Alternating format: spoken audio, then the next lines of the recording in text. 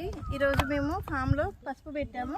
తర్వాత ఎల్లిపాయలు పెడుతున్నాము. ఎలా అంటే ఇలా పెట్టాలి, ఇలా పెడితే మొక్క అనేది మనకి పైకి వస్తుంది. లాస్ట్ టైం మేము టబ్లో పెట్టాము, వచ్చాయి కానీ అంత పెద్ద గ్రోత్ రాలేదు. ఇప్పుడు వచ్చినాక చూపిస్తాను.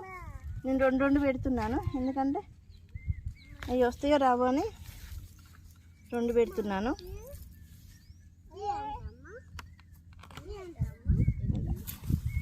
చామగడ్డలు పెడుతున్నాం. ఆల్రెడీ పసుపు ఎల్లిపాయలు పెట్టేసాము. ఇప్పుడు చామగడ్డలు పెడుతున్నాం. ఇలా పెట్టాలి పైకి.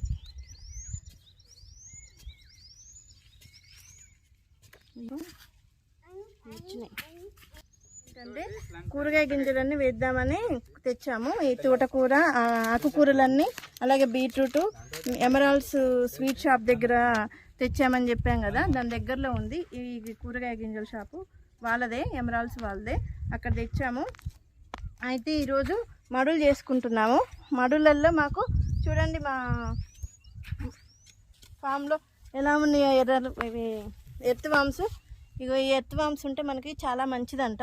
ఇగో చూడండి, ఎర్త్ వామ్లు ఇలాంటి చాలా ఉన్నాయి.